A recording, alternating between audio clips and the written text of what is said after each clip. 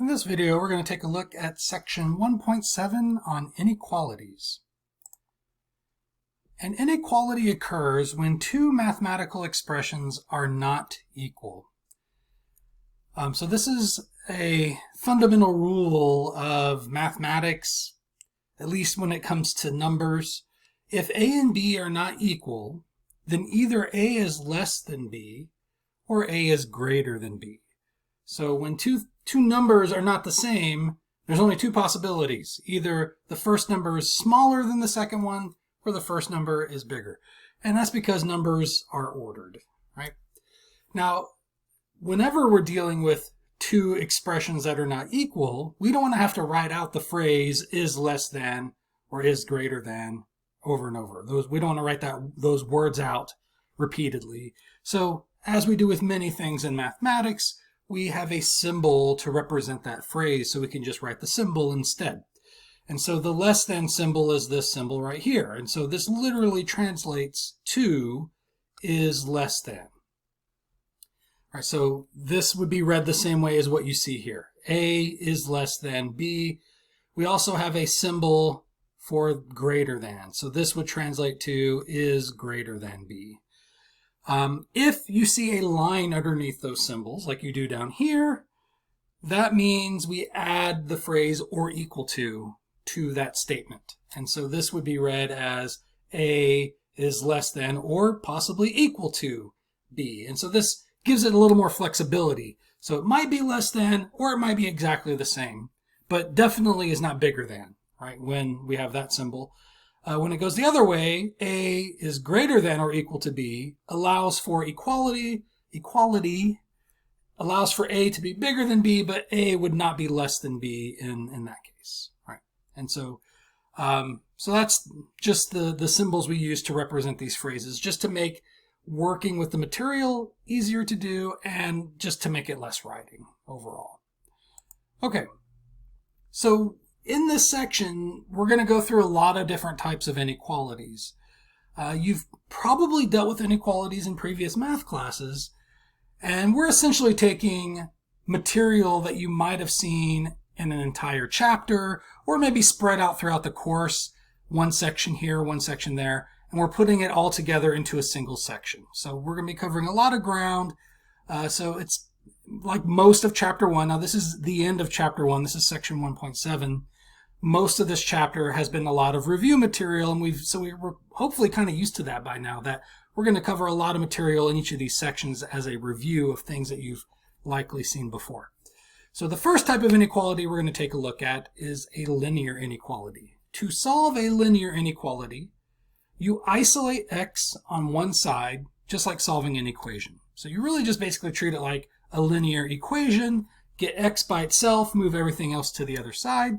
Just remember that if you multiply or divide by a negative number on both sides of the inequality, you have to flip the symbol around the other way. So this is an additional rule. So it's just like solving an equation with this one additional rule on top of that. And I can remember as a student I didn't understand why that rule was there. And I can imagine as a student that it kind of feels like in math, we kind of make up rules to add to different things just to give students a more difficult time, just to make it more challenging for the sake of being more challenging. But this rule is here because it's a property of numbers. It has nothing to do with algebra even. It's just how numbers work. And so just as a quick, and I wish somebody would have shown this to me when I was a student, and that would have cleared things up for me right away. And I don't think anybody ever showed this to me. I just kind of came up with this idea on my own, but I think it makes a lot of sense. It explains why we have to do things this way, right? So just numbers. I have the number 1 and the number 2, right? So if I want to make that a true statement, what would I have to put in between those two numbers? 1 is less than 2, right? And that makes that a true statement. And with that true statement, I should be able to manipulate it as long as I'm doing the same thing to both sides of it, and it should stay true, right? So if I were to divide both sides by a -1, the left-hand side, 1 divided by -1 would be -1. The right-hand side, 2 divided by -1 would be -2. And for this statement to remain true, what would I have to put here now? -1 is bigger than -2. And so in order for the statement to remain a true statement, when you divide by a negative on both sides, you have to flip the symbol around the other way, because what's happening is when you divide by a negative on both sides, it's changing which number is bigger and which number is smaller, right? The smaller number now becomes the bigger number when they change sign. And so it's just a property of numbers when it comes to these inequalities. But anything that applies to numbers applies to algebra, because algebra is just numbers. We have variables representing unknown numbers, but again, the variables are just numbers too. So any rules that apply to numbers also have to apply when we're doing algebra. So if we're dealing with a situation like this, x is less than 2, and that's a little bit silly, but if we divide by a negative on both sides, I don't know what that number is, but I know this property is still in effect. I'll get -x on the left-hand side, I get -2 on the right-hand side, and to keep this true, we have to flip the symbol around the other way. The problem, the difficulty there is with variables, it's not noticeable. You don't notice that they changed, that the smaller one became the bigger one and the bigger one became the smaller one. You notice it when it's just numbers. It's not as noticeable with variables, but it's still happening. So we have to be very vigilant to apply this rule whenever it needs to be applied, because it doesn't stand out. We just have to be always aware that if we multiply or divide by a negative, we have to flip the symbol around. Okay, so let's go ahead and take a look at a problem. Solve the given inequality, write the solution set using interval notation, and then graph it. We'll talk about those two things in just a minute. Let's just focus on the first thing here, which is solve the given inequality. So we're going to solve this just like we would solve a linear equation. We are going to isolate x. So the first thing that needs to go here is the 7. We'll get rid of that by subtracting it to the other side. So I end up with -3x. This will be less than or equal to. I'll combine these together. We get -12. Now you might be saying, wait a minute, you just said we have to flip the symbol. But that's only if you multiply or divide by a negative number. So it has to meet both of those criteria. It has to be multiplication or division, and it has to be by a negative number for us to flip the symbol around the other way. Here, I'm subtracting. So it's not multiplying or dividing. The symbol does not get flipped around. Right. Then, to get x by itself, we will divide by -3 on both sides, and we'll get x on the left-hand side. We get +4 on the right-hand side, and this now will be flipped around and becomes a greater than or equal to, because we divided by a negative number on both sides. That's when the symbol has to be flipped around. Doing this changed which one was bigger and which one was smaller, so we have to flip the symbol around to reflect that. And so this would be my final result, solving the inequality. Now, the problem with this result is that we now want to speak on the solutions to this statement. So when you're solving an equation, if you have like x plus 5 equals 2, and you subtract 5 from both sides, you get x is equal to -3. We can just get away with leaving it like this because that result is the solution. It's just it's just perfectly clear, right? That x is equal to -3. My solution is -3. It's not as how do you say? What's a good word for it? It's not as direct when it's an inequality. Right, so we want to address the solution set based on this result. This kind of automatically addresses the solution set. Whatever you get for x, that is the solution. That's not quite the case here, right? So what is the solution? What numbers make this inequality true? We're trying to find what numbers make this inequality true, but this is just the same thing as this. And so we want to say a little bit more about the solution set. I'm trying to motivate why we have more to do here. So we want to write the answer in interval notation. We want to graph it. So let's talk about what that is real quick. And then we will go back to that problem and finish it up. Since there are an infinite number of solutions to most inequalities, some of them can have no solution, but most inequalities, if there are any solutions, it will be an infinite number of them. we cannot list them all out. So going back to that problem we just had, x is greater than or equal to 4, what numbers make that statement true? Well, 5, right? Because 5 is greater than or equal to 4, that's true. So 5 is a solution. So if I wanted to keep track of the numbers that make this statement true, which are what we call solutions, 5 would work, right? But also 6 works. 6 is greater than 4, so 6 would be a solution. 7 works. 7 is greater than 4, so 7 would be a solution. 4 also works in this case because, that's going to bug me. I need to fix that. Because of the equals to, right? There we go. So we could also have 4 here. 4 is greater than or equal to 4, so 4 is a solution as well. And so is 8, so is 9, and you get the idea. I usually drive my class crazy when I'm discussing this, and maybe I'm driving you crazy right now. They get really impatient with me. They're like, come on, we get the point. But I want to really drive the point home that the solutions are infinite. Like, you can just keep adding to that list. You cannot list them all out because there's too many to list. And I just want to make that clear, even though it might get a little bit, you might get a little bit impatient as I do that. Not only would I have to keep going, 10, 11, 12, I've skipped a bunch of numbers that work, right? Between 5 and 6, there's 5.1, right? 5.1 is bigger than or equal to 4. So 5.1 is a solution as well. So we tend to just think of the whole numbers a lot of times when we're working with things, but there's decimal numbers here. 5.2 works, 5.3, 5.4, and that's just between 5 and 6. But then between 5.1 and 5.2, there's more numbers. There's 5.11, right? I'm sorry, so it kind of glitched on me there. 5.11, 5.12. Between those two numbers, there's more. So not only can you not list them all out because you would have to keep listing them forever in order, you can't even put them in order because between any two solutions, there's going to be more solutions. So it's just an impossible task to list the numbers that are solutions to this inequality. Anytime we are faced with that issue of having too many solutions to write out as a list, we use graphing as a way to represent the solutions. This is what we did back in section 1.4 and in 1.3 with graphing lines and graphing circles. Why were we graphing those equations? Why do we graph y equals 2x plus 3? Right? We talked about how to graph it. You start at 3, so this is a little bit of a review here. The slope is 2, so you go up 2 to the right 1. You get another point, and then you connect those 2 points with a straight line if you can. I don't know if I can here. Okay, all right. And then there's my graph. But why do I go through that exercise?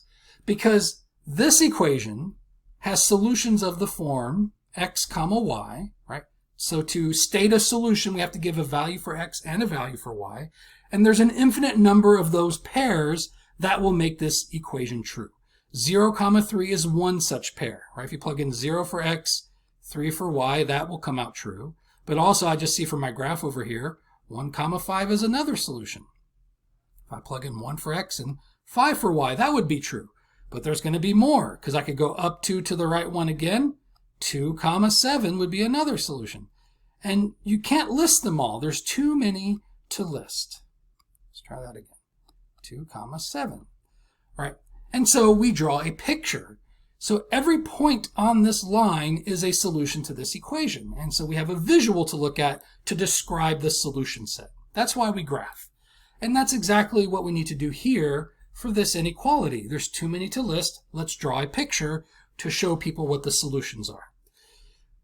There's only one variable in this inequality, so we don't need to graph it on the Cartesian coordinate system. This is only for two variable situations, x and y. I said that backwards, but you get the idea. Here, there's just one variable, x, so all we need is the x-axis, right? So I'm just going to draw one axis, the x-axis. I'll still mark where 0 is, so usually I draw the y-axis here, but I'm just going to mark that as 0. And then 4 is a pretty important number for this situation, so I'm not going to number each number individually. I'm just going to jump up to 4. And where do I find all of my solutions to this inequality? Well, they have to be bigger than 4, and the numbers that are bigger than 4 are to the right of 4. The numbers get bigger if you go to the right, they get smaller if you go to the left. So all the numbers to the right of 4 are bigger than 4. Right? So we have, for example, 5, we have 6, ... We have 5.1, right? They're all over here and they're all connected. So what we're going to do is shade in that region of the real number line. Starting at 4, right? We want to start with the smallest possible answer, which is 4, and then going to the right. So we just kind of shade that in. Usually I just draw a single line, but I'm kind of messing it up. And then we just draw an arrow to indicate that it just keeps going that way forever. So I've stopped drawing my picture around 6 or 7, but the solutions will just keep going. 8, 9, 10, 11, 12. And everything in between gets shaded in as well. I'm really unhappy with how I drew that, so let me try that again. Okay, that's a lot better. Now, we are going to have to address, and I'm not sure if I want to do it here or with another example, but what we should mark here at the end, right, on the number 4 itself. There's a special notation that we need to use to indicate that 4 is part of this solution set. And there's another special notation we use when 4 is not supposed to be a part of it. So let me see what my next example looks like. So to graph the solution set to an inequality, use a real number line, that's what we just talked about, and shade in the numbers that correspond to the solution set. Again, what we just talked about. And then we're talking about interval notation here. So I don't know at what point I really want to address that. I don't know, kind of getting away from it here. So I guess I should just address it here. So something that I think is still taught in middle school, high school, whenever this material is taught, is to use a closed circle or an open circle, which is the way that I was taught as well. But we're going to kind of change that now to something that's a little bit more useful relative to the interval notation, which we're about to talk about in just a minute. But you know, what you would have maybe done in the past is to do a closed circle here. So if there's an equals to, you put a closed circle on that endpoint to show that number is part of the solution set. What we're going to switch that to instead of a closed circle is we are going to use a bracket. And you'll see why that makes sense once we dig into this interval notation material. And so that's what the graph would look like for this inequality. Let's do another quick example, and I want you guys to try this first. So if you're watching the video, pause it in just a second when I finish talking. And I'm going to give it to you solved. I'm just going to go ahead and tell you what it is. So let's do x is less than 2. I want you to graph the solution set to that inequality. It's already solved for x. Just go right to the graphing part. You want to shade in all the numbers that are less than 2. So pause it now and then resume it to check to see what the answer should be. Okay, so hopefully you've taken the time to graph the solution set to this. So you start by drawing a real number line. I always like to mark 0. And then 2 is really the pivotal number here, so I'm just going to jump to that number 2. In which direction do we find the number smaller than 2? As I mentioned before, numbers get bigger when you go to the right. They get smaller when you go to the left. So here's where 2 is located, but I want numbers that are smaller than 2. That's going to be to the left of 2. Now, some students will think, well, so where should I start drawing? I need to start with a number smaller than 2, so what's the first number you think of that's smaller than 2? It's the number 1, right? So a lot of students will go, well, here's 1, so I'll start at the number 1 and I'll shade to the left. So all these numbers are smaller than 2, which is true, but you're leaving out a chunk of numbers that are also smaller than 2 that need to be part of the solution set. So for example, 1.9, right? 1.9 is less than 2, but you did not include it in your drawing here. You started at 1 and went to the left. 1.9 is right here. It's pretty close to the number 2, and you did not include it in the region that you shaded in, but it's a solution, so it needs to be included. So we actually need to not start at 1. We have to actually back this up to 1.9 at least, but then if you start at 1.9, what about 1.99? That's less than 2. That should also be included. So I'm going to have to back to 1.99. But if I stop there, what about 1.999? You get the point that while 2, so again, I did this on purpose, is not included here. There's no equals to. So 2 is not a solution. I don't want to include number 2, but I don't have a choice but to start my graph at the number 2 anyways. Because if I start at any other spot, I'm going to be leaving numbers out that work in this inequality. I'm going to be leaving solutions out. So if I start at 1.999, I'm leaving out 1.9999, right? And if I start there, I'm leaving out 1.99999. It's getting a little bit silly, but you get the idea. So while 2 is not part of our solution set, we have to start our drawing, our shaded region, at the number 2, which I'm practically at anyways, right? So we're starting at 2, but this time I don't want 2 to be included in my solution set like I did over here for 4. So one way of indicating that, the way you might have learned previously, is to use an open circle, which is leaving that number out. So we have to start shading at the number 2, but we're leaving 2 out of our solution set by using an open circle. That's what you would have done previously. What we're going to be doing in this class is to use a parentheses instead. So you use a parentheses if there's no equals to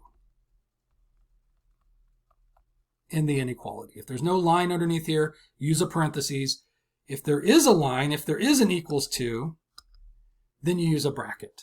And so I explain, I'm taking the time to explain what the bracket actually means, why you would want to use it when there's an equals to, versus what the parentheses means and why you want to use that when there's not an equals to. And sometimes students will listen to me, but then I can tell by either looking at them or they'll kind of just verbally indicate like, okay, you said a lot of stuff, just tell me the rule. When do I use a bracket? When do I use a parentheses? And so I try to do both. I want to explain, the background, the context, but ultimately I'll just tell you this is how it works in simple terms, right? So if there's an equals to, use a bracket in your graph. If there's not an equals to, use a parentheses in your graph for the endpoint. All right, so that's how the graphing works. That's how brackets and parentheses work. We can also write the set of numbers we're dealing with in interval notation. So here's how interval notation works. The interval notation a comma b with parentheses on the a and the b indicates all numbers between a and b, where a is the smallest number in the set and b is the largest number in the set. Here, a and b, the endpoints, are not included because we're using parentheses. And so visually, what we have here, this interval, it's not a point. So if we have something like 1 comma 5, if you're in section 1.4, you would think, oh, that's the point 1 comma 5, right? You would think it's this point here. You think this is x and this is y. That's only true if you're dealing with 2 variables, then that's the way you'd want to interpret 1 comma 5. But if you're only dealing with 1 variable, this is all the numbers between 1 and 5.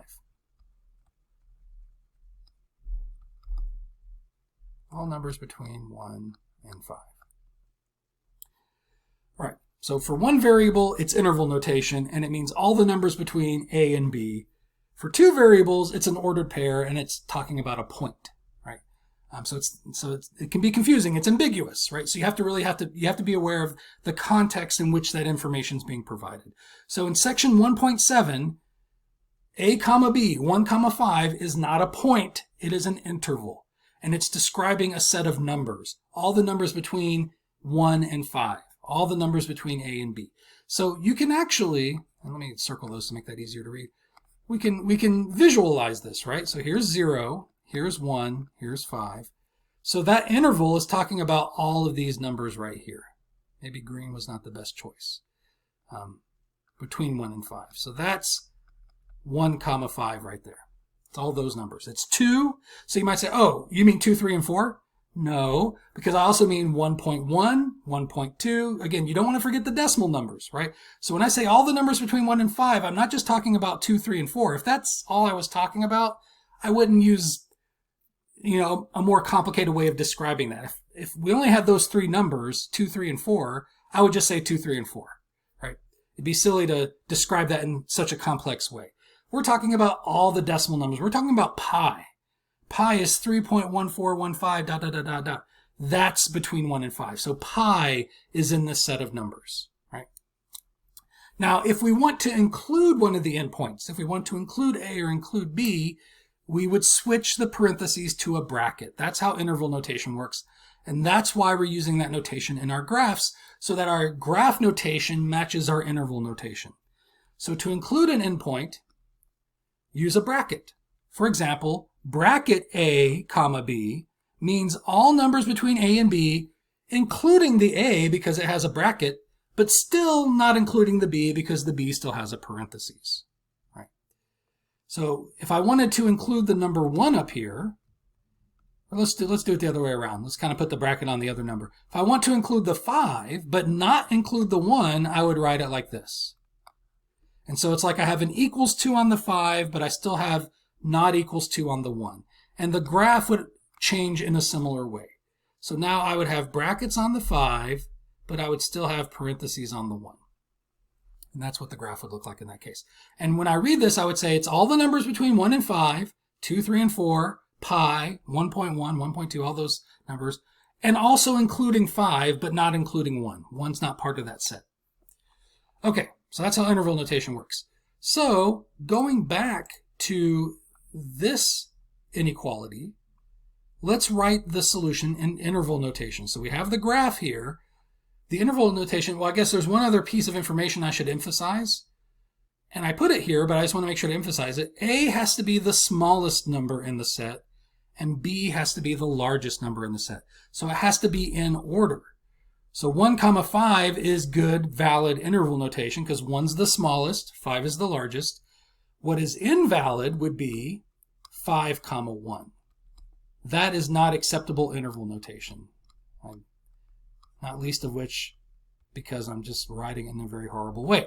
So 5, 1. Now you might think, oh, that makes sense. It's all the numbers between 5 and 1, which is the same as the numbers between 1 and 5. But in math, we don't accept that as proper interval notation. It needs to go from smallest to largest. So if your answer in Math Excel is numbers between 1 and 5, and you type it in like that, it will not count that correct. Okay, so this is not valid interval notation. Smallest number needs to go first, largest number needs to go second. So applying that idea to this graph down here, right, so this is the graph for x is greater than or equal to 4. This is what the graph looks like. The interval notation has to go smallest to largest. So remember, I've already said it a couple times, numbers are smaller to the left, they're bigger to the right. So what's the smallest number in this set of solutions? It's the number furthest to the left, which should be the left number in your interval. So what number is furthest to the left? It's the number 4. So we'll put 4 as the first number in our interval. What's the biggest number in our solution set? What's the number furthest to the right? You might already know the answer, what you're supposed to put there, but the correct response to that question is there isn't one. There is not a biggest number. Because if you choose a number to be the biggest, I can always find a bigger number that would still be in that solution set. All right, so if you tell me 100 is the biggest number, that's a solution to this inequality, I would say, no, it's not, because 1,000 also works, right? So 1,000 is bigger than 100. And if we say 1,000 is the biggest number in the set, well, no, because 1,000,000 works, right? And so there isn't a largest number. It keeps going forever to the right. So we need some kind of symbol to represent that idea that there isn't a largest number in this set. It just keeps going forever. And that symbol, as you might already know, is the infinity symbol, right? Which looks like a sideways 8. And so the largest number in the set, there isn't one, so we use an infinity symbol to represent that concept. Now, on the 4, we want to include the number 4, just like we did in the graph, because of the equals to. So it's included in the solution set, so we want to include it in our interval. So we use brackets. So again, whatever notation's in your graph, it should match the notation in the interval for that endpoint. But for infinity, you can never contain it. It keeps going forever. You can't capture that. You can't include it because it just goes forever. So out of respect for the fact that infinity just keeps going, we always put parentheses on infinity. You don't have a choice there. You have to put parentheses. All right, every time. So whether there's equals to or not, on an infinity symbol, it's always a parentheses. All right, so why don't you take a moment to write this solution set in interval notation. So pause the video, write this as an interval, then resume it to see if you came up with the correct answer. So what you should have come up with here, again, it's going the other direction of this one, you want to start with the smallest number, which is the number furthest to the left, which there isn't one. So again, we use infinity to represent the fact that this solution set doesn't have a smallest number. It goes to the left forever. But since it's heading to the left in the negative direction, we label this as negative infinity. So we would start with negative infinity. What's the largest number in the set? It's the number 2, so that would go second, right? So for the interval notation, it has to be smallest first, largest second. So furthest to the left first, furthest to the right second. That's how you have to do interval notation. Then we always put parentheses on infinity, but we will continue to put parentheses on the 2 just like we have in the graph. And so that's what the interval notation looks like for this graph here. All right. So that was a lot of explaining. I hope it makes sense. We do have some other topics to get to in this section, and I'm sorry this video is already half an hour long. We'll try to keep things moving. So we have one more example of a linear inequality here, and then we'll move on to the next topic. All right. Now this one has fractions, so I'm trying to do one that's maybe a little more unpleasant, just to kind of show you how bad these can get. But we've dealt with this situation before. So we solve this for x just like solving an equation. What would I do with an equation that looks this way? I would get rid of the fractions by multiplying the common denominator to both sides.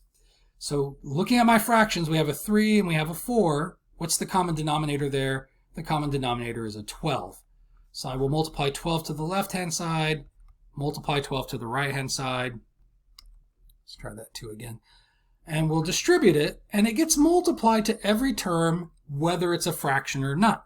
So the purpose of the 12 is to get rid of these fractions, but the rule for math is when you multiply to the left-hand side, you have to distribute it. And it gets multiplied to every term. It doesn't have to be a fraction for it to get multiplied. So we'll take the 12, multiply it to the first term, which is the 1/3 x. So think of it as 12 over 1. The 3 cancels out with the 12. It leaves me with a 4. And so I'll have 4 times 1. 4 times 1 is going to be 4. And then an x. So basically just 4x. Now I marked on the 12 and I was going to undo it, but I'd have to undo like everything else I wrote before I could undo that. But a fresh copy of the 12, so it's not 4 anymore, but a fresh copy of the 12 gets multiplied to the second term. So 12 times 2 is going to give me minus 24. It's still a less than. I am multiplying here, but it's not negative. And so I will not flip the symbol around. I'll just keep it going like this. Do the same thing over here, and you will get 3x plus 48. Right, 12 gets multiplied to both of these. Think of it as 12 over 1 for that, and you should be able to figure that out. And now the fractions are out of the picture, so now I can solve this for x by getting x to one side. I'll subtract the 3x over here. And we'll get 4x minus 3x, which is x minus 24. Do I flip this around? No, because I didn't multiply or divide. So this will keep going the same way. We'll have 48 over here. And then we will add 24 to the other side. And we will just get x is less than, again, I don't flip it because I didn't multiply or divide. And then we add these together. We get 2, carry the 1. It's going to be 72. Pretty big number. So x is less than 72. We want to, now notice the directions say write it as an interval and then graph it. I think the reason they're doing this is because you have to type in the interval, but then the graph is multiple choice. So it's trying to hold back that multiple choice as long as possible so it doesn't give away the answer by just having those choices available. Because when you see the choices, it'll be pretty obvious which one's the right one without really knowing how to do the problem, because there's only going to be one that has parentheses and that's going in the right direction.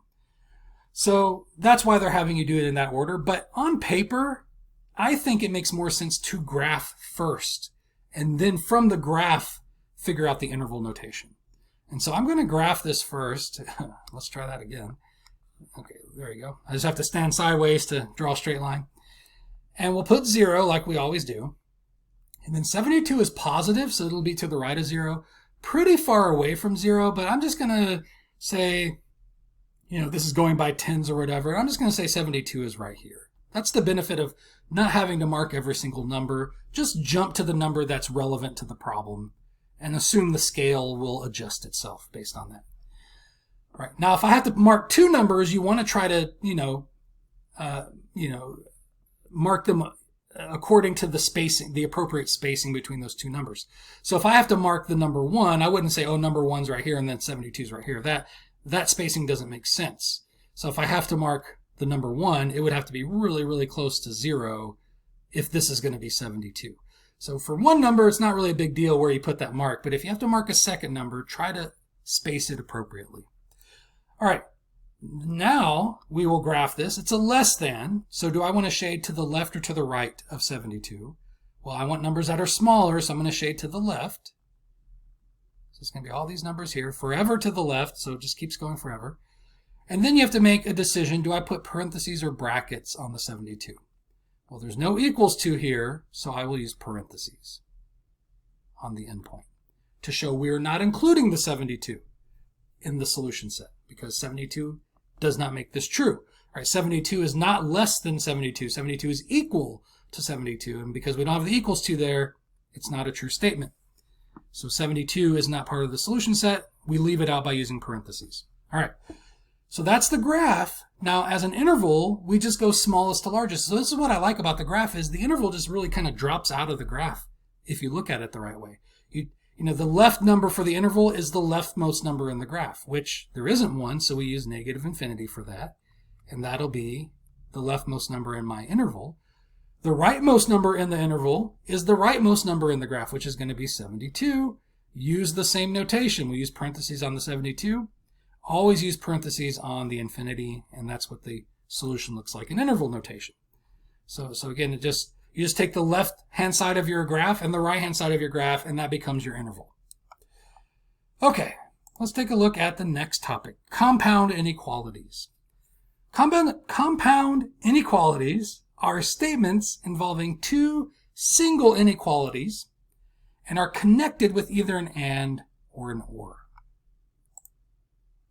So I want to talk about for a moment what the and the or actually mean. So again, I'm going to give you some background information, some context to explain what, the concepts behind it, rather than just tell you, here's how you get the answer. I want you to understand why the problems work the way they do, why you take the steps that you do to get the answer that you're supposed to get.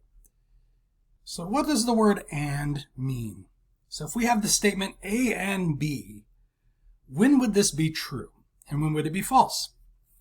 So A and B is only true if both A and B individually are true at the same time. And so an example that I previously had given, and I tried to move away from that with this example, but I don't know. I feel like the way I used to explain it sticks better. If I were to go to a restaurant, like McDonald's, for example, and order hamburgers and French fries, and I use the word and there. I would like a hamburger and I would like French fries. And the order I get, so you place the order and then you get your tray. If on the tray I have a hamburger and French fries, I'll be a happy customer because I got both, right? I'm only going to be happy if I get both the hamburger and the French fries because of the way I made, that order. If I get a hamburger and a milkshake, I'm not going to be a happy customer because even though I got the hamburger, the first part, the A, I'm not getting the French fries that I ordered, which is the B. And so even though I got part of it right, this is like a customer placing an order. The customer is only going to be happy if all parts are correct. And so that's how and works. It's a very demanding word, and it's only happy if you're getting all parts of it correct. The A has to be true and the B has to be true for the and to be true as a whole. So here are some other examples that are non-food related. The sky is blue, which I think we can agree is in general true. I understand that's a little bit of a subjective statement, but I think most people agree the sky is blue, right? It can look different colors depending if the sun's setting, but I'm not getting into all that. So the sky is blue, that's a true statement. And 2 + 2 = 4. Again, you might argue with that depending on what the 2's are representing. Does it always equal 4? I'm not trying to play a trick on you here. We're supposed to say this is true also. So it gets kind of meta here because we're looking at the individual statements as to whether they're true or false. and then making a judgment on whether the statement as a whole is true or false. So if the individual statements are both true, then the and statement as a whole is true, since both of the individual statements are true. If, however, I say the sky is blue and 2 plus 2 equals 5, that statement as a whole is false, right? So the and statement is not true, even though part of it was, right? But for and to work, the whole thing has to be true. So both individual statements have to be true in order for the and statement to be true. So 2 plus 2 equals 5, that was false. And because that part was false, it ruins the whole statement. The whole statement is considered false. So it's a case of you got the hamburger, but you didn't get the French fries. So and is not going to be a happy customer, right? It doesn't matter that, and the reason I'm pointing that out is because some students will be bothered by that. They'll say, well, wait, the sky is blue. Yes, that is true. But because the other half of it is false, we just throw the whole thing out, right? The entire and statement is just going to register as false. By the way, this kind of logic is really important with computer programming. So if that's a field of interest for you, if you want to write computer code, and is a very common conditional statement that's used in computer coding to decide which block of code to run. So you would say, if this thing is true and this thing is true, run this particular block of code. And if, and when you use the word and, it has to get both of them right. So for example, think about when you're signing in to a service on the internet, you have to type in a username and a password. And so the code behind it is going to check both of those things. Is the username correct? Is the password correct? And it's going to use an and statement. If the username and the password are both correct, then allow the user into their account. But if one of those is wrong, even if the username is correct, if the password is not correct, do not let the user into the account. It's false in that case. So signing into any kind of internet service is really, it's an and statement situation because you have to get both the username and the password correct in order to access the account, right? So just getting one correct isn't good enough. And's very demanding, right? So if the sky is orange and 2 plus 2 is equal to 4, well, the sky is orange. We're going to say that's false. 2 plus 2 equals 4, that is true. So again, part of it's true. But as a whole, the and statement would be considered not true. Sorry, I'm getting bad about where I'm drawing my lines here. Okay, would not be true in that case. You got the French fries, but you didn't get the hamburger. So and is not a happy customer. And the worst possible way of treating an and is for both of them to be false. Right? So the sky is orange, that's false. 2 plus 2 equals 5 is false. And in that case, again, and is not happy. So this would be like going to McDonald's and ordering hamburger and French fries and getting a milkshake and a salad, for example, right? You ordered two things and you got neither of those two things. So at least if, you got one of them, you might not be as upset, but this, this last example is a case of where you just didn't get any of the things that you ordered. All right. So, but any of those cases, you're unhappy. The only case you're happy is if you get both the hamburger and the French fries. That's for an and. Contrast that with an or, which, by the way, I have some typos here because copy and paste can get you in trouble, so be careful about that. I changed the first one, but I forgot to change the rest of these. So these should all say or. I apologize for that. I should have changed that before I recorded the video. So if we say A or B, A or B as a whole is true as long as either the A is true, the B is true, or both are true at the same time. So or doesn't need both of them to be true necessarily. If they are both true, it's fine. Or is good with that. But or just requires at least one of them to be true. So as long as you get at least one of them right, or is happy. Or will be a happy customer. So this is a much more laid back, I'm happy if I get the hamburger. I'm happy if I get the French fries. I'm happy either way. Now, using my restaurant analogy, people don't order food this way, right? I wouldn't go to McDonald's and say, I'd like a hamburger or a French fry. The employee would not really know how to respond to that, honestly. So you have to make the decision about what you're ordering. You can't because really I'm kind of putting it in the employee's hands when I say, hamburger or French fries, then they have to make a decision about what to get me, right? Which I normally wouldn't do. But here's a more realistic scenario where you might use this kind of phrasing. So sometimes, later in the evening after dinner, it's not really a midnight snack, but, I usually eat something before I go to bed, which is, I know, not healthy for me. And sometimes we will run out and get some fast food. At least we used to before the COVID-19 and all that stuff. We don't really do that anymore. And so my wife might say, hey, I'm going to go get a snack. Would you like something from McDonald's? And sure, I want a snack, but maybe I'm not quite sure what I want. So I might say to my wife, hamburger or French fries, and kind of leave it up to her to decide which one to get. And so that's I feel like that's a pretty realistic scenario where you might use the word or when you're telling a loved one or a friend who's going to get something for you, and let them kind of pick for you and let them surprise you, right? So in that case, if my wife goes to get the snack and she comes back and she's like, okay, you said hamburger or French fries, I got you a hamburger. I'm happy, right? I just want a hamburger or French fries, I got a hamburger, so I'm going to be happy with that. If she comes back with just the French fries and nothing else, I would be happy with that, right? So even if I don't get the hamburger, if I got the French fries, then I'll probably be happy, right? And this just, I don't know, it just gets kind of awkward, like with the, I would not, even if my wife didn't get me hamburger or French fries, she got me something else and she genuinely thought I would like it, I wouldn't be upset. But if she came back and didn't have either the hamburger or the French fries, she got me a milkshake or something, which, by the way, I'm lactose intolerant, which would be a really horrible thing to buy me, then maybe I wouldn't be so happy, right? So the only way you can upset an or is to not get either one correct, if they're both false, right? So the sky is blue, that's true. And 2 plus 2 is equal to 4 is true. Now, when we use the word or, we often mean just one or the other. But logically speaking, and in mathematical situations, it could be both. So if I asked my wife to get hamburger or French fries, that's kind of what I wanted to snack on. And she went out and she came back and she was like, I didn't know which one you wanted, so I got you both. I'm not going to be upset about that. I might not be able to eat all of it, but, maybe I just have a little bit of each, right?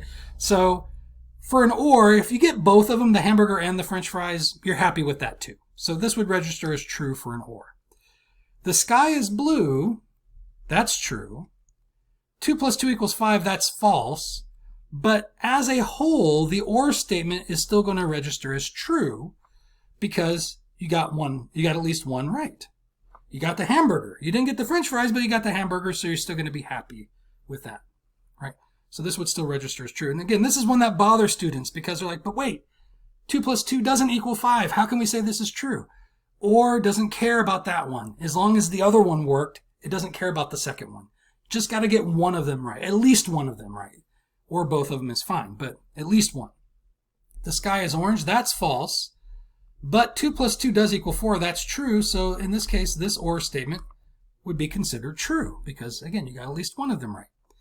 And the only way, as I mentioned, you wouldn't get a true statement from an or is if they were both false. Sky is orange, that's false.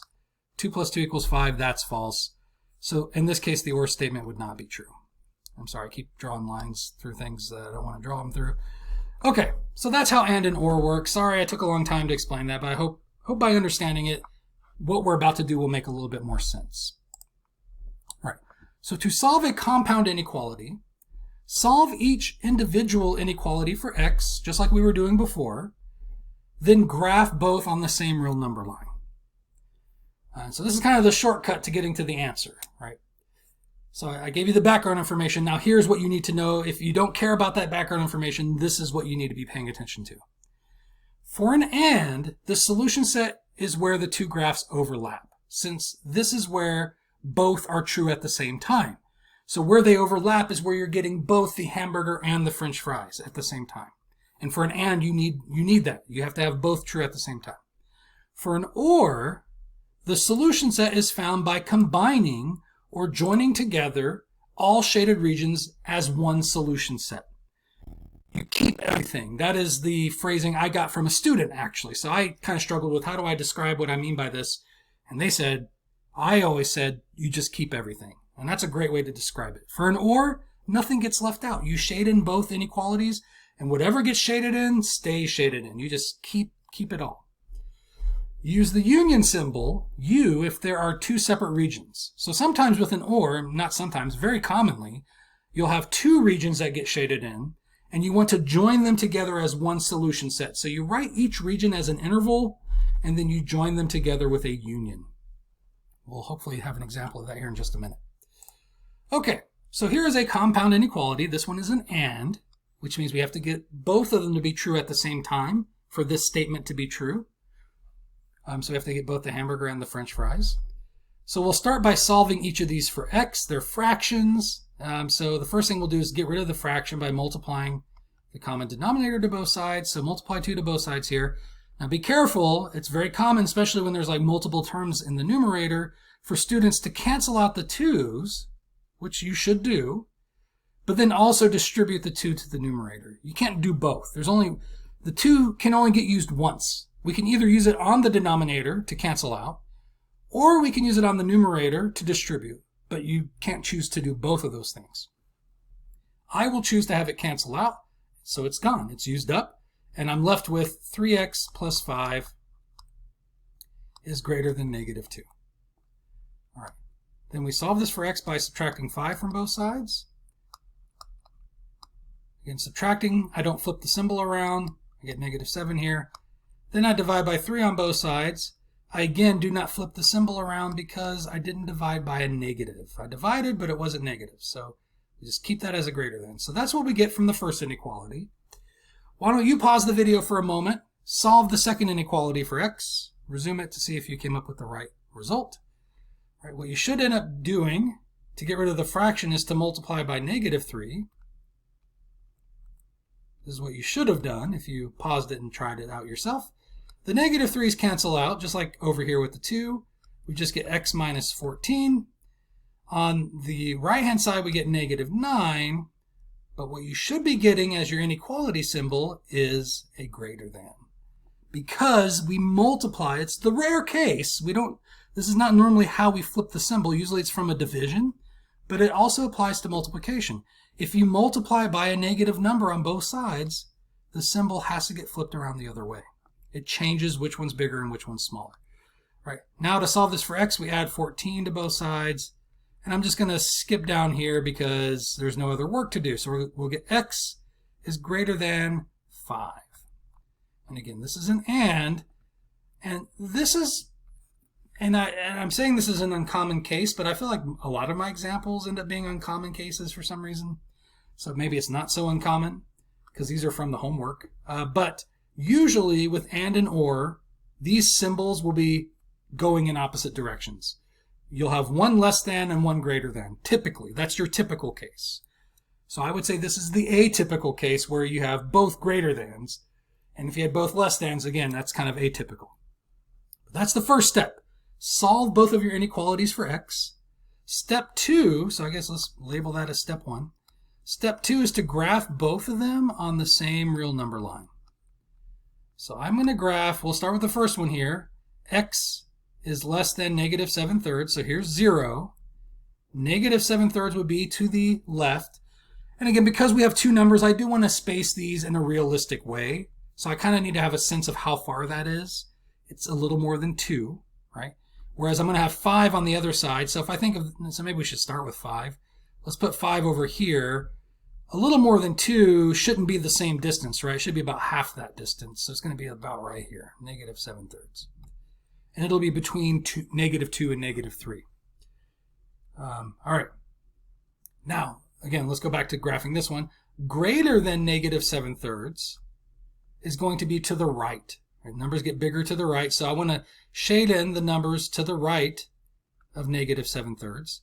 Parentheses, oh, kind of missed the mark there, parentheses on that negative 7/3 because there's no equals to here. So these inequalities have a ton of little details. So I always like to say is, these problems are difficult. Like no individual step or concept in this material is really difficult.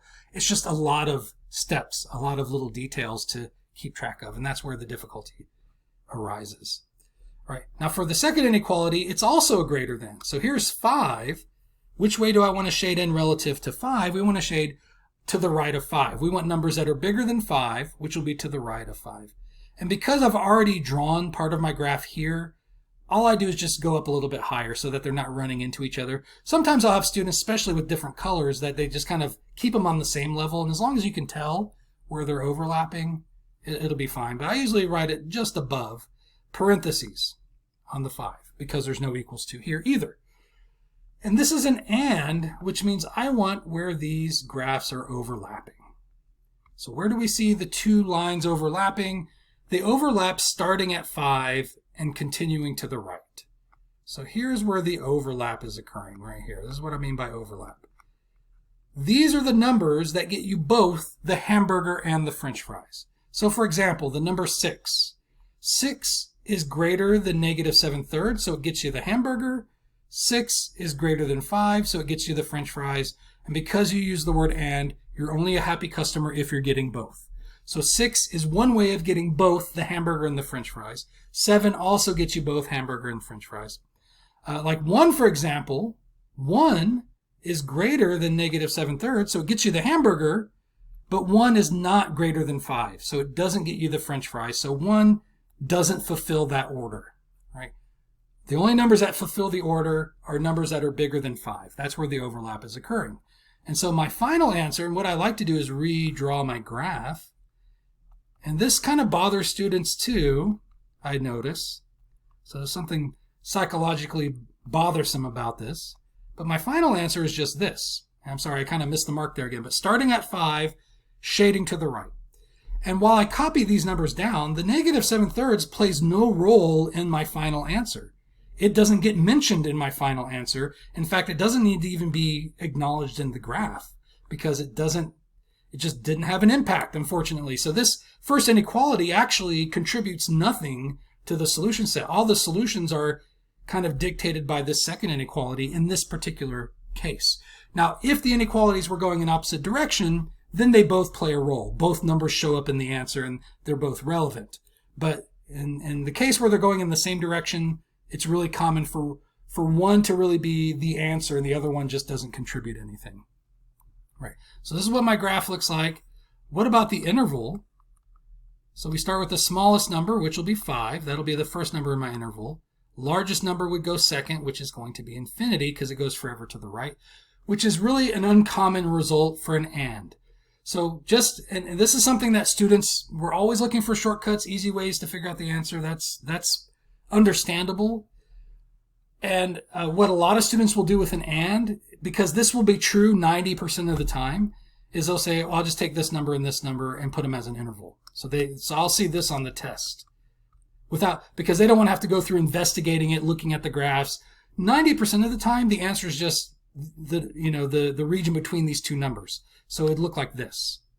But this is one of the exceptions. And so when I'm teaching, even though this might get you the right answer 90% of the time, that's not good enough for me. I have to teach you the method that works 100% of the time.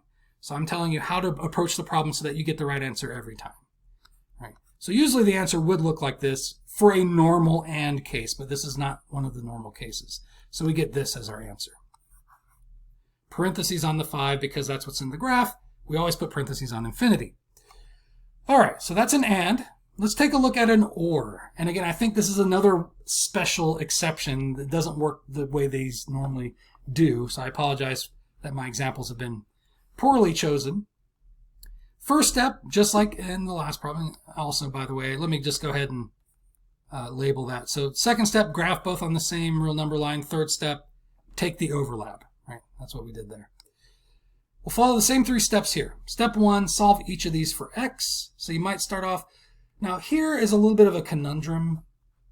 We don't want to deal with negative numbers, right? Because if you're having to divide by negative, you have that extra concern of making sure you flip the symbol around. So if we can avoid it, it's best to avoid it. So in getting x by itself here, now notice the expression ends right here. So sometimes students don't notice this plus x there. I could subtract this x over to the left-hand side to get the x's together, but then it's going to be negative. And I kind of don't want the negative sign. However, the alternative is to add this x over to the right-hand side to keep that positive. But students really struggle with having x on the right-hand side of their inequality symbol. They will often graph in the wrong direction. So we're kind of, we're going to run into some trouble either way. So I'm just going to go with keeping x on the left-hand side. I think it's easier to interpret that way, and we'll just deal with the negative sign. All right. So let's subtract x to the other side. So we'll get 2 minus 2x is less than 12. Right? So the 2 gets copied down. Negative x minus x is negative 2x. We'll subtract the 2 to the right-hand side. So we get negative 2x is less than 10. And then we divide by negative 2 on both sides. And we get x and negative 5. And because we divided by a negative on both sides, we flip the symbol around the other way. All right, so that's the first inequality. The second inequality, we'll subtract the x to the left-hand side. So we will get 4x, right, when we combine these two together, plus 4 is greater than, now here I subtracted the x, there's nothing left on the right-hand side. There's nothing remaining on the left-hand side, which means we need to put a 0 there. So sometimes students would kind of leave that blank, and that can throw things off. So should put a 0 as a placeholder. It's not going to stay that way for long, because now we're going to subtract 4 to the other side. We get 4x is greater than negative 4. Then we divide by 4 on both sides.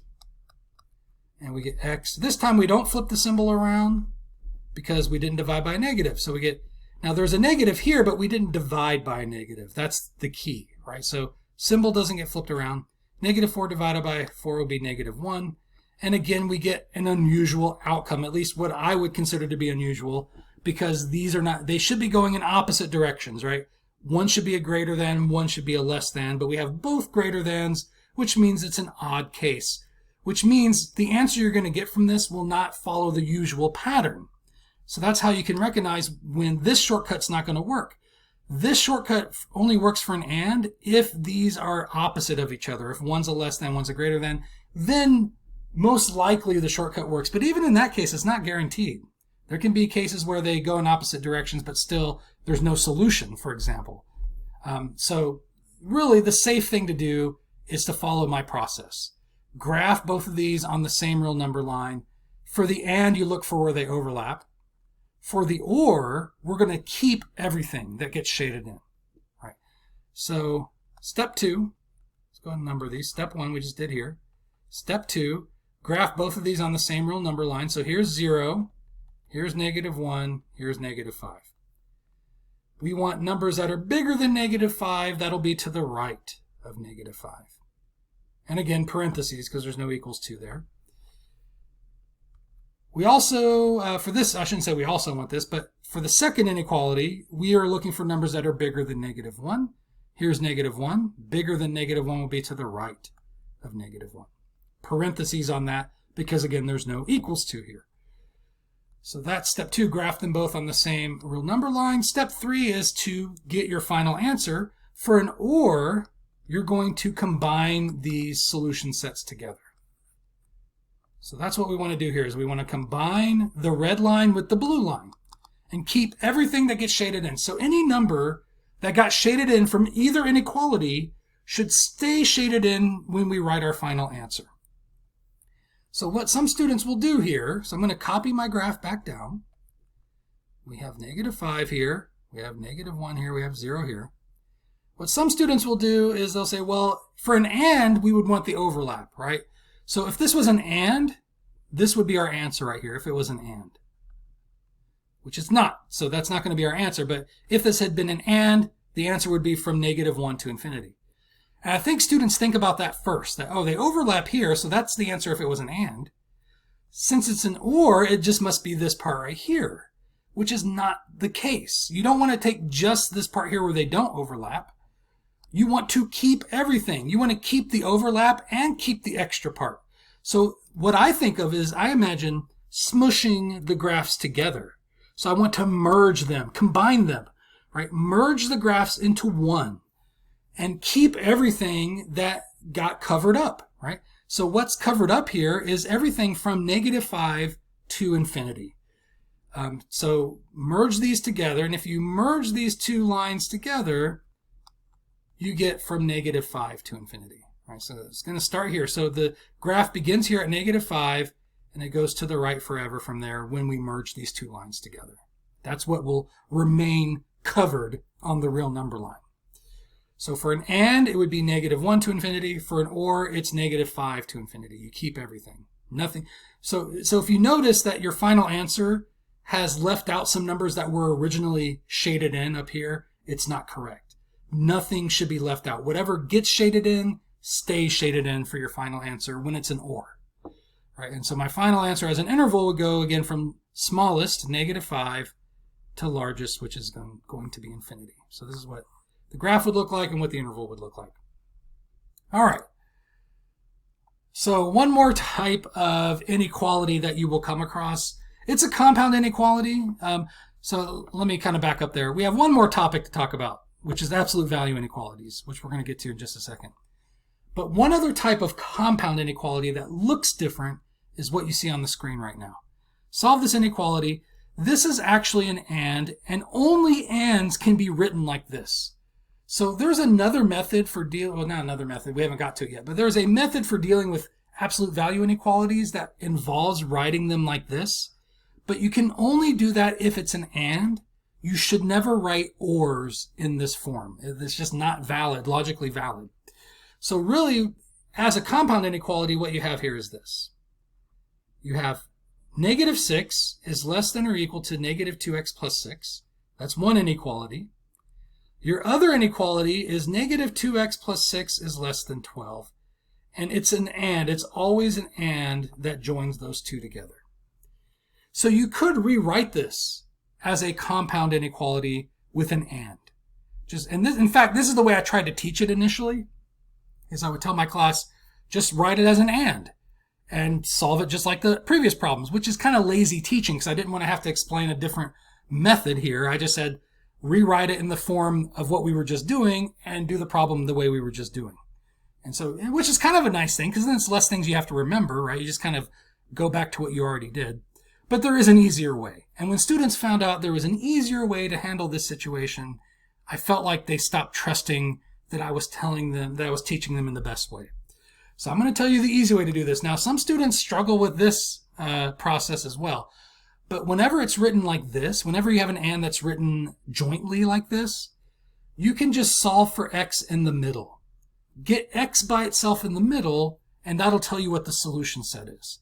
But the rule, and this is where it gets tricky, because there's not just one, or there's not just two sides anymore. There's three parts, three sides, if you will.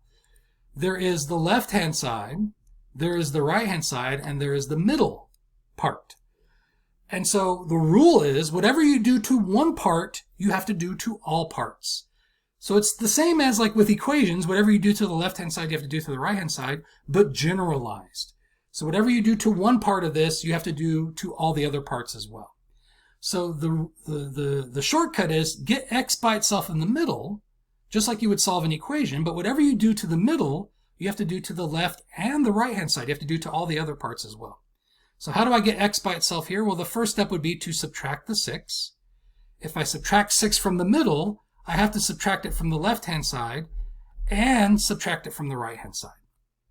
So what I end up with here is -12 is less than or equal to -2x, which is less than 6. I'm sorry, I kind of confused myself because this looks like division. I shouldn't have put lines here, but it's 12 minus 6, which is 6. Right. Now, I get students on the test where they try to use this shortcut, but they only do -6 on the left-hand side. And then they think to balance that out, the next thing they do, they'll do just to the right-hand side, and that's just not how it works. You have to do, whatever you do to the middle, you have to do to both the left and the right-hand side every time. Right. Now, the last thing we have to do to get x by itself is divide by -2. If I divide by -2 in the middle, I have to divide by -2 on the left-hand side. I have to divide by -2 also on the right-hand side. You have to do it to all three parts. Right? And so what we end up with here is -12 divided by -2, which is +6. Here the -2's cancel, and I just get x. Here I get 6 divided by -2, which will be -3. And the reason I kind of skipped over the other details is because we divided by a negative on both sides of this inequality symbol. So we have to flip that around the other way. We divided by a negative on both sides of this one, so we have to flip that one around too. So they both get flipped. And we end up with this. Oh, okay, let me try to draw that again. Still did a bad job. Okay, now, to type this into Math Excel, they will have they'll have it sort of pre-formatted for you with several options. And they might not match what you have on your paper. So on Math Excel, they might have something that looks like this. Blank box here, and something that looks like this. And they probably have a couple other options as well. So the difference here is that these are less thans in the way these are written, whereas the way I solved it, we ended up getting greater thans. So it turns out that you can just flip the whole thing around as long as you flip all the symbols around as well. So I can throw the -3 over here. I can throw the 6 over here. I think of it as like rotating it 180 degrees. So if I take that expression, if I could pick it up and rotate it 180 degrees and put it back down, the -3 would end up on the left-hand side. The 6 would end up on the right-hand side. But the inequality symbols would also flip around.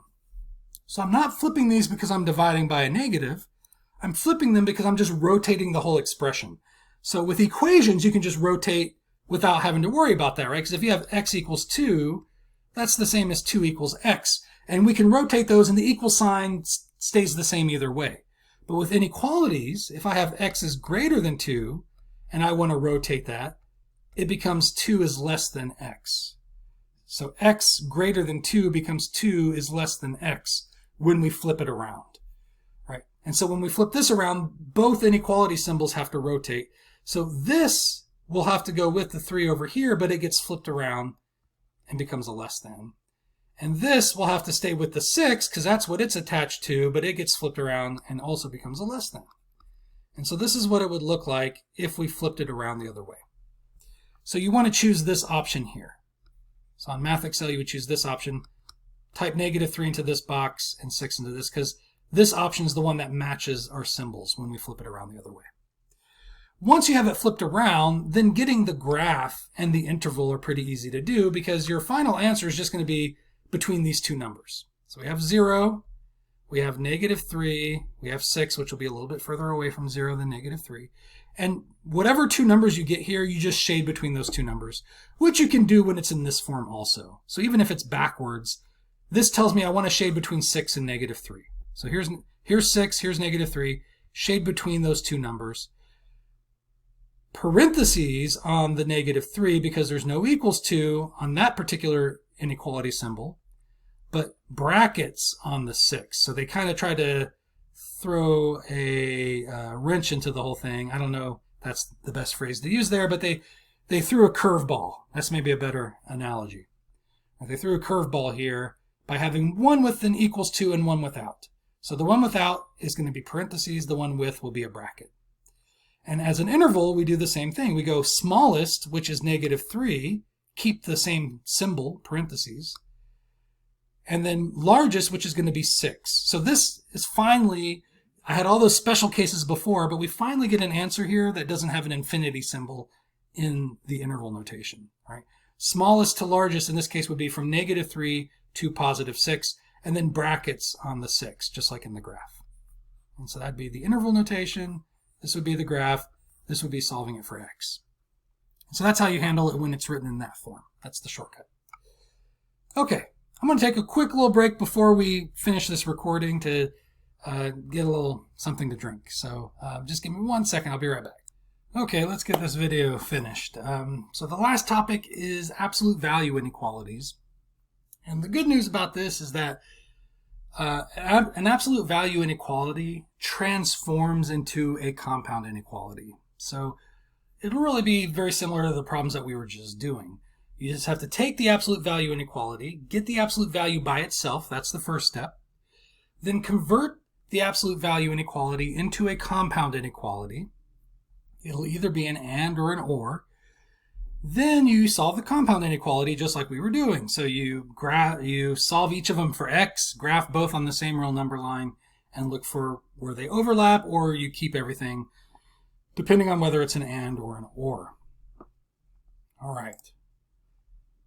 So, again, a lot of details here, but if your inequality, if your absolute value inequality is a less than, so if you have absolute value of something, I'm just using x here, but there could be other stuff in there. If you have the absolute value of something is less than a, that translates to an and compound inequality. And if you have absolute value of something is greater than a number, that translates to an or compound inequality. This video is already getting fairly lengthy. I would like to explain why one is an and the other is an or. See if I have an example lined up. I don't. So I'd have to kind of do that here. So maybe, let me see if I can be quick about it. So if I have absolute value of x less than 2, let's say. Now, if you go back to the video from section 1.1, I explained that what absolute value is asking you to do is measure the distance from 0. So when you take the absolute value of a number like 5, the absolute value of 5 is asking how far away is 5 from the number 0. So if you use that interpretation here for the simple case, because again, once it gets more complicated, you're measuring distance from different numbers and it gets really hard to apply. But for the simple case, it's just a matter of you're looking for numbers, that's what x represents, whose distance from 0, that's the absolute value part, whose distance from 0 is less than 2. So if you draw a real number line, here's 0. What numbers are exactly 2 away from 0? We have positive 2 and we have negative 2. Those are exactly 2 away. But I'm not looking for that. I'm looking for numbers who have a distance less than that. I want numbers that are closer to 0 than the distance 2, which would be the numbers between 0 and 2. So all of these numbers have a distance from 0 less than 2. And all the numbers between 0 and negative 2. All of these numbers have a distance from 0 less than 2 as well. All right, so for example, negative 1 has a distance from 0 of just 1. That's less than 2, so that's what we're looking for. Right? And so you get this strip of numbers here, which don't include the negative 2 or the positive 2 because there's no equals to here. But this would be your solution. These are all the numbers whose distance from 0 is less than 2. How would I describe this shaded in region? Well, you could describe it this way. You could say, well, these numbers are smaller than 2, right? Because these numbers are to the left of 2, so they're smaller than 2. They're also to the right of negative 2, which means they're bigger than negative 2. And they have to fit both descriptions. These numbers are both less than 2 and at the same time bigger than negative 2, so this becomes an and. So that's why you get an and when it's a less than. The pattern that you want to notice and that I'm outlining up here is that the first inequality is just a copy of the original without the absolute value. So it works very much like an absolute value equation. The first one is just a copy of the original without the absolute value. The second inequality, you take the negative of the right-hand side, just like you do for equations, but there's one extra thing you have to change, which is you flip the symbol around the other way. It becomes a greater than for the second inequality.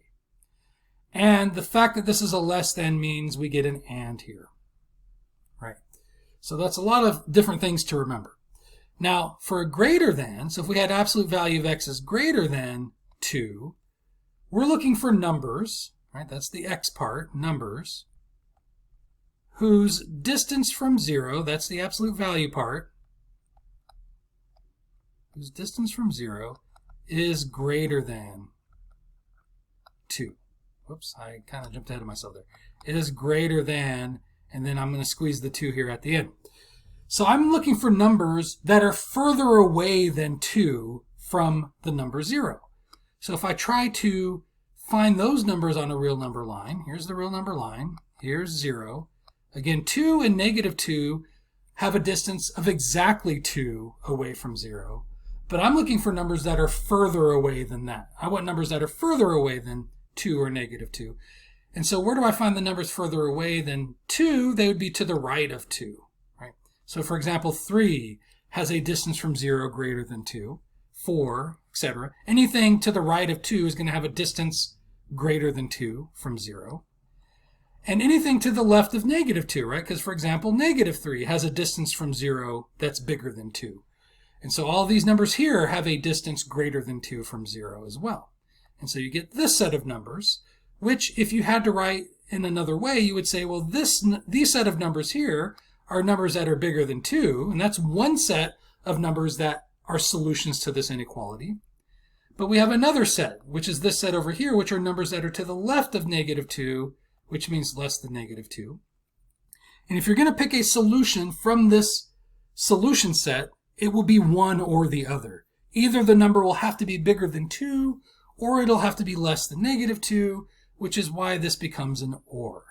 So solutions to this inequality fit either description. They will either be bigger than 2 or less than negative 2. Whereas here, they have to fit both descriptions. They have to be both less than 2 and bigger than negative 2 to be in this area here. All right, and so that's why you get an OR in this case. Again, the pattern is the same, which is really helpful because otherwise it'd be even more confusing. So you do have to remember greater than becomes an OR, but everything else, the pattern is exactly the same. The first inequality is an exact copy of the original without the absolute value. The second inequality, we take the negative of the right-hand side and we flip the symbol around the other way, just like we did over here. So that's how you convert absolute value into a compound inequality. And then once you have it as a compound inequality, you graph both of them on the same real number line. For an AND, you look for where they overlap. For an OR, you just keep everything. Now, let's go ahead and talk about this since we won't have a lot of examples of this, and so this will help to have an extra one right here. To write this as an interval, we go smallest to largest. It's kind of like the problem that we just did. Smallest is negative 2, largest is positive 2, parentheses on both of those, and that's all there is to it. For this one, we have two separate regions that we have to write as intervals. So these numbers are part of the solution set. For this region, we go smallest to largest, which is going to go from negative infinity, right, because it's forever to the left, comma, largest, which would be negative 2, parentheses on that. This interval, this region, as an interval, would go smallest to largest. So the smallest here is going to be positive 2, largest is going to be positive infinity, and parentheses on both of those. And then to show that we're joining these together as a single solution set, we use the union symbol, which is a giant U, which I kind of drew kind of funny there. Let's try that again. All right, and it's going to look like this. So this is how you would write two separate intervals as a single solution set. You would write them, the intervals separately, because there's no other way to do it, but then you join them together with a union symbol to show it's one set with two intervals. All right, so that's what the answer would look like there as an interval. Okay, so I think I only have a couple more examples left. Yeah, just this one and the next one. So again, I apologize for the length of this video, but like I said, there's a lot of ground to cover, and I'd like to be thorough and explain why everything is working the way that it does. So let's go ahead and look at this problem. We have the absolute value of 6x minus 5 is less than or equal to 7. Right, so first step is to get the absolute value part by itself, which is already the case, which will normally already be done for you for most of these problems. Then we will split this up and convert it to a compound inequality, just like we talked about on the previous screen. So the first inequality will be an exact copy of the original. So it'll just be 6x minus 5 is less than or equal to 7, but without the absolute value. Right, so I just copy this down here without the absolute value. For the second inequality, it'll be 6x minus 5. I take the negative of the right-hand side, and then I flip the symbol around the other way. So instead of a less than, this one will become a greater than. Because this absolute value was a less than, the word to join these two inequalities together will be and. If that was a greater than, it would be an or. And you really have to make sure the absolute value is on the left-hand side to make that assessment. All right, so it really has to be absolute value and then less than for it to be an and. Absolute value and then greater than to be an or. But the absolute value needs to be on the left-hand side for this rule to work appropriately.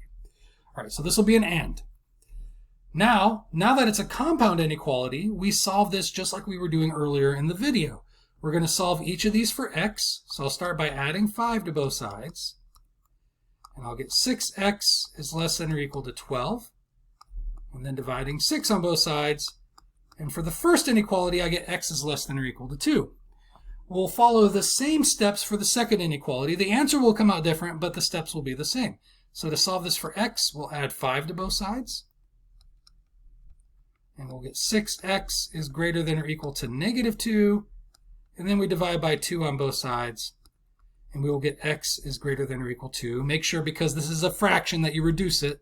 It reduces to negative 1/3. And again, it's still an and. And so this would be solving this absolute value inequality for x.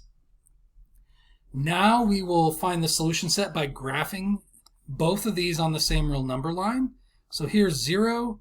2 is over here.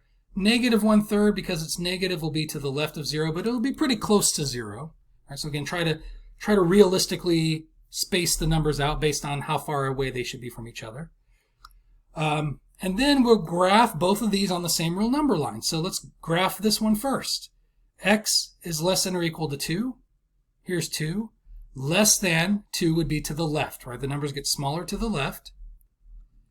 And because there's an equals 2 here, I will use a bracket on the 2. So that's the first one. For the second one, I'll do this one in green. And let me try drawing that again. Keeps cutting off for some reason. Okay, greater than negative 1/3. So here's negative 1/3. I want numbers that are greater than that, which would be to the right. Numbers get bigger to the right. So starting at negative 1/3, I'm going to shade to the right. Because I already have my first graph in the way, I'm just going to go a little bit above that first graph, so a little bit above the red line, to draw my second graph. Again, brackets, because of the equals 2, we'll use a brackets on the negative 1/3. Now, because this is an and, we want where these two graphs overlap each other. I want hamburger and French fries, right? So the red line is all the ways I can get a hamburger. The green line is all the ways I can get French fries. And I'm ordering both, so I'm only going to be happy if I get numbers where both occur, right? So for example, 0 gets me the hamburger and gets me the French fries. So 0 is a solution to this inequality. It satisfies both. So again, where they overlap, which is occurring right here. And so that will be my final answer. So I'm going to redraw my graph. And as I mentioned earlier, the shortcut that a lot of students use for ands works here, right? So the final answer is going to be the region between negative 1/3 and positive 2. And so the two numbers you see here are the two numbers that bound your solution set. And so the solution set will be the region between those two numbers. Okay, so that's what the graph looks like. And again, I always like to do the graph first, and then as an interval, we go smallest. Well, the smallest number in this shaded region is negative 1/3. Brackets on that, just like in the graph, comma largest. And the largest number in the shaded region is 2. And so that ends up being my interval. And so this is how an and normally behaves. So again, usually these will be opposite of each other. One's a less than, one's a greater than. They cross ways with each other. And the solution set's just that region where they overlap, which will have a number on the left-hand side and a number on the right-hand side, and normally will not involve infinity. That's how ands normally behave. But as we saw earlier in the video, there are exceptions to that. So be careful with those exceptions. And the way you can be careful with those exceptions is to do the problem the way I have outlined here. Graph both of them on the same real number line and see for yourself where they're going to overlap. Don't just assume the answer is going to be between these two numbers, because that isn't always how it works. Okay, one last example, and then we're finally done. Again, step 1, make sure the absolute value is by itself, which is already done for me. It's already the case. Step 2, we'll convert this to a compound inequality by splitting this up. The first inequality will be an exact copy of the original, but without the absolute value. The second inequality, the left-hand side stays the same. I take the negative of the right-hand side, so it'll be negative 2. And then I flip the symbol around the other way. So this was a greater than, it'll become a less than for the second inequality. And Going back to the original inequality, because that's a greater than, we have absolute value is greater than something. That means this translates to an or instead of an and this time. Then we solve each of these for x. I made sure this one was going to be super duper easy because I knew, like when I'm teaching this in a face-to-face class, this section's really difficult to cover in one day, and I will often have to get most of it done in one day and then finish the rest of it on another day. And I'm sorry, this video really is about 2 lectures long, so I apologize for the length of this video. I just thought, with a video, if you don't want to hear part of my explanation, you can just skip past it and just kind of look at the examples you want to look at. So anyways, we add 1 to both sides to solve that one for x. We'll do the same thing here. We add 1 to both sides and we get this, and it's still an or. So this is solving it for x. And why don't you pause the video for the moment, and I'll do the same. I'll pause my recording. This will save us a minute or two of video run time. Pause the video, see if you can find the graph and the interval for the solution set to this compound inequality, and then resume the video, and you should see the answer on the screen so you can check to see if you got it correct, and then we'll be done with section 1.7. All right, so here's the answer that you should have come up with. So you graph both of these on the same real number line. Greater than 3 will be to the right of 3, brackets on the 3 because of the equals to. Less than or equal to -1 means we'll shade to the left of -1, brackets on the -1. Because it's an or, we're just going to keep everything we just shaded in. So we're going to keep all these numbers and all of these numbers. And so that's going to be my final answer. I don't even need to redraw it because it won't change. Right? We're just going to keep everything that got shaded in. And it's just going to look like this. Then to write this as an interval, you write this segment. Let me use a different color there. Let me use a different color than that. You write this segment as an interval. Smallest to largest goes -infinity to -1. You write this segment as an interval as well. So it's going to go from 3 to infinity. And then you join the 2 intervals together with the union symbol. And that would be your answer in interval notation. So thank you for watching this video on section 1.7. This is the end of chapter 1. Which for my class means you will have a test coming up on all the material for chapter 1 soon. So be on the lookout for my review video for that. So I should be doing a practice exam review for the chapter 1 test. And so I'll probably see you in that video. If not, I will see you in chapter 2 in section 2.1.